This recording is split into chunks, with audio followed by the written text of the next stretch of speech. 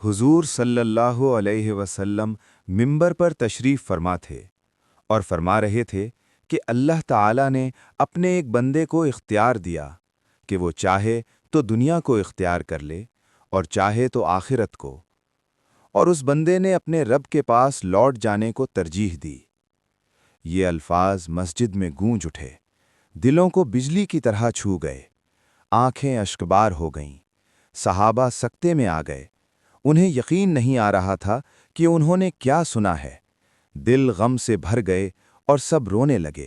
رحمت عالم سردار دو جہاں، نبیوں کے سردار صلی اللہ علیہ وسلم اپنے صحابہ سے رخصت ہونے کی تیاری فرما رہے تھے۔ جدائی کا درد ہر دل گہرائی سے محسوس کر رہا تھا۔ نبی کریم صلی اللہ علیہ وسلم کے آخری ایام کی یہ داستان ہر دل کو چھو لینے والی ہے۔ اللہ کے رسول صلی اللہ علیہ وسلم کو تمام جہانوں کے لیے رحمت بنا کر بھیجا گیا، اور آپ صلی اللہ علیہ وسلم نے اپنی پوری زندگی اسی رحمت کو عام کرنے میں گزار دی۔ اب ہم اس رحمت والے نبی صلی اللہ علیہ وسلم کے آخری لمحات کی طرف بڑھتے ہیں۔ السلام علیکم ورحمۃ اللہ وبرکاتہ۔ یہ ہجرت کا 10واں سال تھا۔ مدینہ ایک عجیب سی خاموشی میں ڈوبا ہوا تھا۔ رسول اللہ صلی اللہ علیہ وسلم کے دل میں یہ احساس موجود تھا کہ وقت قریب آ چکا ہے، وہ گھڑی نزدیک ہے جب آپ صلی اللہ علیہ وسلم اپنے آخری الفاظ ارشاد فرمائیں گے۔ حج، جو اسلام کے 5 ستونوں میں سے ایک ہے، ابھی ایک ہی سال پہلے فرض ہوا تھا۔ نبی کریم صلی اللہ علیہ وسلم اپنے پہلے حج کی تیاری فرما رہے تھے۔ آپ صلی اللہ علیہ وسلم نے مدینہ اور اطراف کے قبائل کو پیغام بھیجا کہ حج کے لیے تیار ہو جاؤ۔ ہزاروں مسلمان مدینہ میں جمع ہو گئے۔ سب اس بات پر خوش تھے کہ وہ پہلی مرتبہ نبی کریم صلی اللہ علیہ وسلم کے ساتھ حج ادا کریں گے، مگر کسی کو معلوم نہ تھا کہ یہ آپ صلی اللہ علیہ وسلم کا آخری حج ہوگا۔ یہی وہ حج تھا جس میں آپ صلی اللہ علیہ وسلم وہ خطبہ دینے والے تھے جسے تاریخ خطبہ حجۃ الوداع کے نام سے یاد رکھے گی، وہ آخری پیغام جو قیامت تک گونجتا رہے گا۔ روانگی سے پہلے نبی کریم صلی اللہ علیہ وسلم نے ظہر کی نماز پڑھائی اور یہ دعا فرمائی: اے اللہ، اس حج کو میرے لیے ایسا حج بنا دے جو مقبول ہو، جس میں نہ ریا ہو، نہ تکبر ہو، نہ شہرت کی خواہش ہو۔ سفر شروع ہوا۔ 100 اونٹ ساتھ تھے جو قربان کیے جانے تھے۔ صحرا کی ریت پر تاریخ لکھی جا رہی تھی۔ 10 دن کا سفر جاری رہا، یہاں تک کہ مکہ مکرمہ نظر آ گیا۔ یمن اور دور دراز علاقوں سے آنے والے قافلے بھی شامل ہوتے گئے۔ مسلمانوں کی تعداد 1 لاکھ سے تجاوز کر گئی۔ صرف 10 سال پہلے اسی شہر سے آپ صلی اللہ علیہ وسلم کو خاموشی سے ہجرت کرنا پڑی تھی، اور آج لاکھوں اہل ایمان اکٹھے کھڑے تھے۔ یہ حج تاریخ کی عظیم ترین واپسی کا اعلان تھا۔ 9 ذوالحجہ کو عرفات میں نبی کریم صلی اللہ علیہ وسلم نے اپنی اونٹنی پر کھڑے ہوئے اور خطبہ وداع کا آغاز فرمایا۔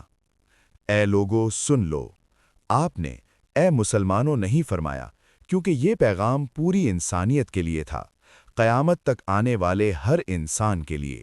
آپ صلی اللہ علیہ وسلم نے فرمایا کہ جیسے یہ دن، یہ مہینہ اور یہ شہر حرمت والا ہے، اسی طرح تمہاری جانیں، تمہارے مال اور تمہاری عزتیں بھی حرمت والی ہیں۔ کسی پر ظلم نہ کرنا، میرے بعد گمراہی میں نہ پڑ جانا کہ ایک دوسرے کا خون بہانے لگو۔ پھر سود کے خاتمے کا اعلان فرمایا، امانتیں لوٹانے کا حکم دیا، عورتوں کے حقوق بیان کیے اور فرمایا، تمہارا رب ایک ہے، تمہارا باپ آدم ایک ہے۔ کسی عرب کو کسی اجمی پر، کسی گورے کو کسی کالے پر کوئی فضیلت نہیں سوائے تقوی کے۔ آخر میں فرمایا، میں تم میں 2 چیزیں چھوڑ کر جا رہا ہوں، اگر انہیں مضبوطی سے تھامے رکھو گے تو کبھی گمراہ نہ ہوگے: اللہ کی کتاب اور میرے رسول کی سنت۔ پھر پوچھا، کل تم سے میرے بارے میں پوچھا جائے گا، تم کیا کہو گے؟ صحابہ نے کہا، آپ صلی اللہ علیہ وسلم نے پیغام پہنچا دیا، امانت ادا کر دی، نصیحت کر دی۔ آپ صلی اللہ علیہ وسلم نے آسمان کی طرف انگلی اٹھا کر 3 مرتبہ فرمایا، اے اللہ، گواہ رہنا۔ اسی دن آیت نازل ہوئی، آج میں نے تمہارے لیے تمہارا دین مکمل کر دیا، اپنی نعمت پوری کر دی اور تمہارے لیے اسلام کو بطور دین پسند کر لیا۔ سب خوش تھے مگر حضرت ابو بکر رضی اللہ عنہ رو رہے تھے۔ وہ سمجھ گئے تھے کہ یہ تکمیل دراصل جدائی کا اعلان ہے۔ حج کے بعد واپسی ہوئی۔ ہجرت کا 11واں سال شروع ہوا۔ نبی کریم صلی اللہ علیہ وسلم بیمار ہوئے، بخار بڑھتا گیا۔ اس سال جبرائیل علیہ السلام نے قرآن کا دور 2 مرتبہ کروایا، جو آخری اشارہ تھا۔ آخری دنوں میں آپ صلی اللہ علیہ وسلم قبرستان گئے، دعا کی اور فرمایا، کاش میں اپنے بھائیوں کو حوض کوثر پر دیکھ سکوں۔ صحابہ نے عرض کیا، یا رسول اللہ، کیا ہم آپ کے بھائی نہیں؟ فرمایا، تم میرے صحابہ ہو، میرے بھائی وہ ہیں جو مجھے دیکھے بغیر مجھ پر ایمان لائیں گے۔ پھر بیماری شدید ہو گئی، نماز کی امامت حضرت ابو بکر کو سونپ دی گئی۔ یہ خلافت کا واضح اشارہ تھا۔ پیل کے دن فجر کے وقت آپ صلی اللہ علیہ وسلم نے پردہ اٹھا کر صحابہ کو صفوں میں دیکھا، مسکرائے۔ یہی آخری منظر تھا۔ آخر کار حضرت عائشہ رضی اللہ عنہا کی گود میں سر رکھے، فرمایا، الصلاۃ الصلاۃ، اور جو تمہارے زیر دست ہیں۔ پھر فرمایا، اللہم فی الرفیق الاعلی، اور 63 برس کی عمر میں آپ صلی اللہ علیہ وآلہ وسلم نے اس دنیا سے پردہ فرما لیا۔ مدینہ لرز اٹھا۔ حضرت عمر رضی اللہ عنہ صدمے میں تھے۔ حضرت ابو بکر نے آ کر فرمایا، جو محمد علیہ السلام کی عبادت کرتا تھا وہ جان لے کہ محمد علیہ السلام وفات پا چکے، اور جو اللہ کی عبادت کرتا ہے وہ جان لے کہ اللہ ہمیشہ زندہ ہے۔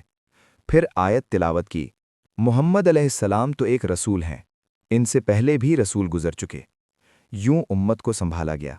رسول کریم علیہ السلام ہمیں قرآن اور سنت کی امانت دے گئے۔ اب یہ ہماری ذمہ داری ہے کہ اس دین کو زندہ رکھیں، اپنے عمل سے، اپنے کردار سے، اپنے اخلاق سے۔ اللہ ہمیں اس امانت کا حق ادا کرنے کی توفیق دے۔ اللہ ہمیں حوض کوثر پر اپنے نبی صلی اللہ علیہ وسلم سے ملاقات نصیب فرمائے، آمین۔ السلام علیکم ورحمۃ اللہ وبرکاتہ۔ آپ دیکھ رہے ہیں SR اسلامک۔ SR اسلامک ایک ایسا چینل ہے جہاں آپ کو اسلام سے متعلق سبق آموز واقعات، ایمان کو مضبوط کرنے والی باتیں اور دل کو چھو لینے والا اسلامی مواد سننے کو ملے گا۔ اگر آپ کو یہ ویڈیو اچھی لگے تو لائک کریں، شیئر کریں، اور مزید ایسی ویڈیوز کے لیے ہمارے چینل SR اسلامک کو ضرور سبسکرائب کریں۔ اللہ آپ کو جزائے خیر دے۔